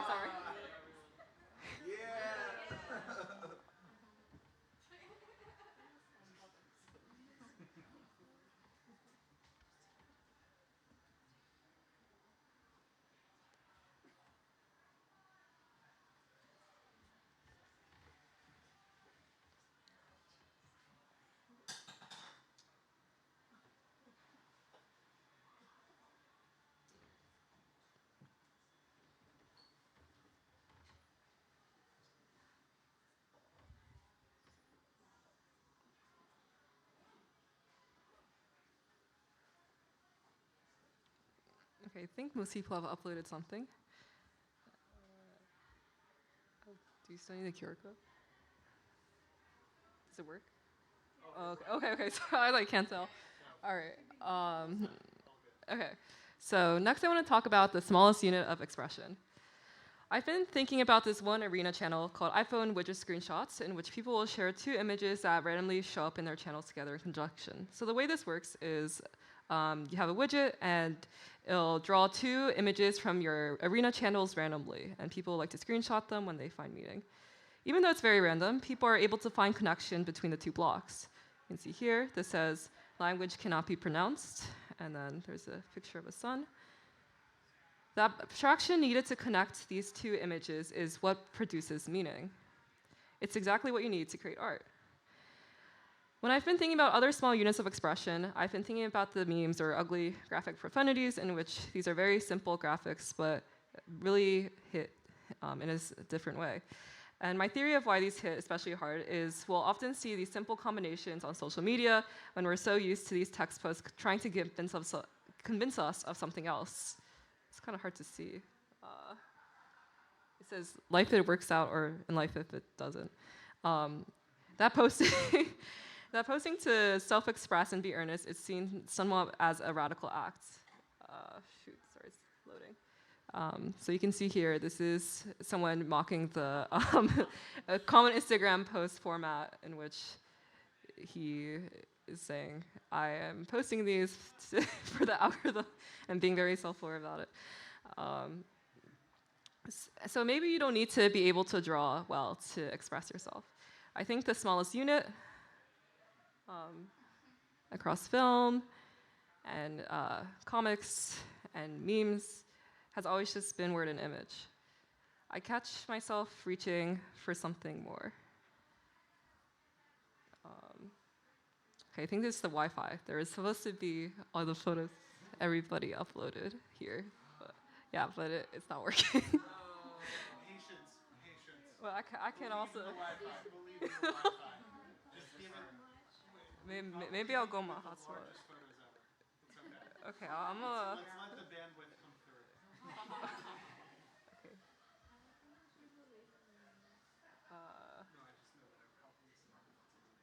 I can try my hotspot, or maybe too many photos. Oh wait. So I have my hotspot. Oh no, don't worry, guys. It could also like not work. I don't know. I haven't tried it. Okay. Okay, what did people upload? We got.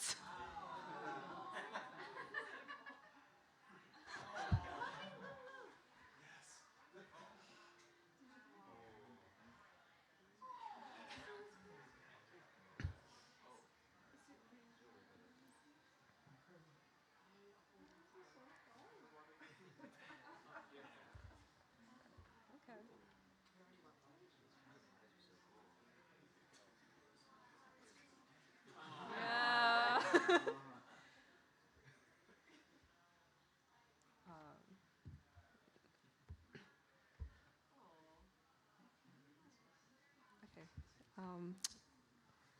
Thank you for the beautiful photos. So the last part I want to talk about is tools for expression. So I've been working on this tool for expression inspired by experience watching people create an quote-unquote end-of-the-year photos dump on Instagram. Going through your photos, you go through the process of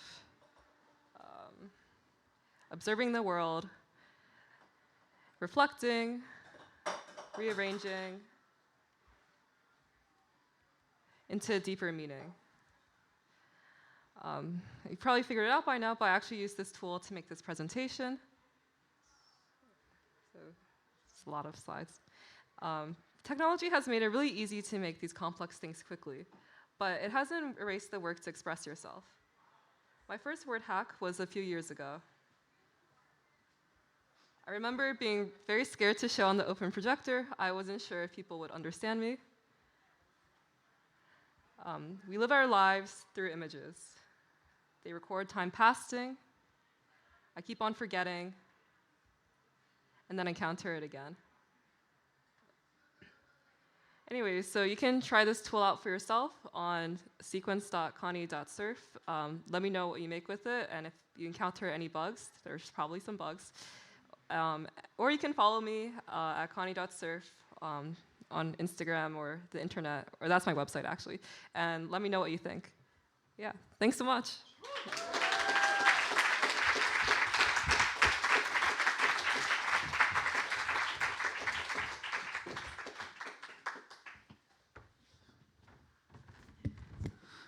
Let's give it up one more time for Connie Lou.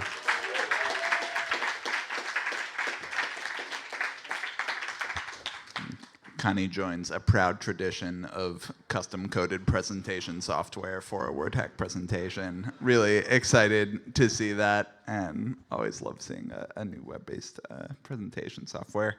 That's been our show. Let's give it up for all our featured presenters this evening. Oh, man. And thank you all again for braving the rain to come out here and for spending your Thursday evening here. As I mentioned earlier, WordHack is on the third Thursday of every month here at Wonderville, and that means I'm pulling out my calendar to tell you about when the third Thursday of next month is, and that's right, it's September 17th. So you can mark September 17th on your calendar, and you can, if you have Google Calendar, do a repeating event that says every third Thursday, and then you never have to put WordHack in your calendar ever again because it'll already be there. So next month we are going to be joined by Camila Janan Rashid and the two terrible Andrew B's of WordHack, Andrew Boylan and Andrew Botter. It's going to be an outstanding show. Please join us again. And please have an excellent evening and be kind to each other. And I like you all really a lot. That's all I have for you this evening. I'm Todd Anderson. I've been your host. This has been fun. Goodbye.